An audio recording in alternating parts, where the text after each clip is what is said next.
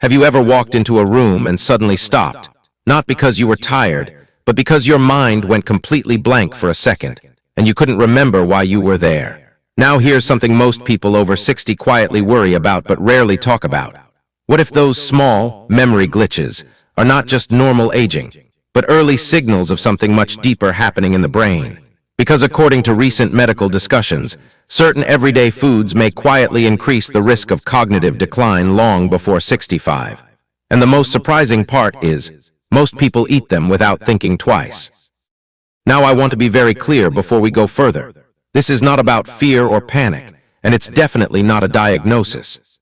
But the reason this topic matters so much is because doctors and researchers are increasingly studying how daily diet patterns may influence long-term brain health. And that's exactly why the title of this video sounds so shocking. Because what we are really talking about is not a rare disease factor, but common foods that quietly sit in almost every kitchen.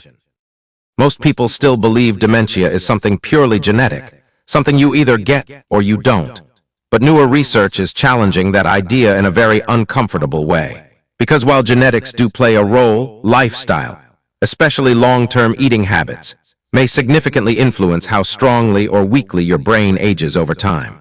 And the real concern is not one single meal. It's the repeated daily pattern that slowly builds up in the background for years. Let's start with something most people underestimate: ultra-processed foods. Packaged snacks, instant noodles, frozen meals, fast food, even sugary cereals, they all have one thing in common. They are designed for convenience, not brain health. And here's where it gets even more important, because researchers believe these foods may contribute to long-term inflammation in the body, including areas connected to memory and focus. But what most people don't realize is this: one of the most normal breakfast habits in seniors might actually fall into this category without them even noticing. Now let's talk about sugar, because this is where things become even more surprising. Your brain is extremely sensitive to how your body handles glucose, which is its main energy source. But when sugar intake stays high over many years, it may start affecting how efficiently the brain manages that energy. And here's the part that surprises most people: it's not just desserts or sweets. Hidden sugars in everyday foods like sauces, breads, and drinks often add up far more than expected. Now this next point is something many viewers don't expect, because not all fats are equal. Trans fats and heavily processed oils, often found in fried foods and packaged baked goods, have been linked in studies to inflammation-related processes in the body.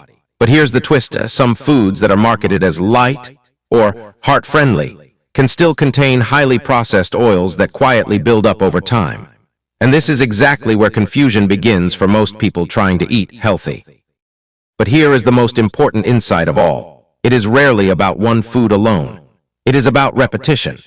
When these types of foods, processed items, high sugar intake, and unhealthy fats become a daily routine over years, that is when researchers begin to see stronger associations with cognitive decline patterns. And this is why experts often describe it as a silent process. Because changes don't happen overnight, they build slowly in the background until small memory issues start becoming more noticeable.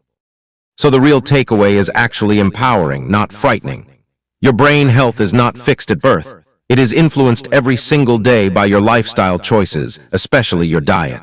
Even small changes like reducing processed foods, being more mindful of sugar intake, and choosing more natural whole foods can support long-term cognitive well-being. And if there is one message to take from this video, it is this: it's never about perfection, it's about awareness and small, consistent improvements over time.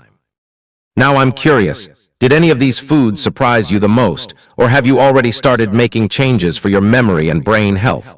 Share your thoughts in the comments. And in the next video, I'll show you specific foods that may actually help support memory and focus after 60. And some of them are far more powerful than people expect.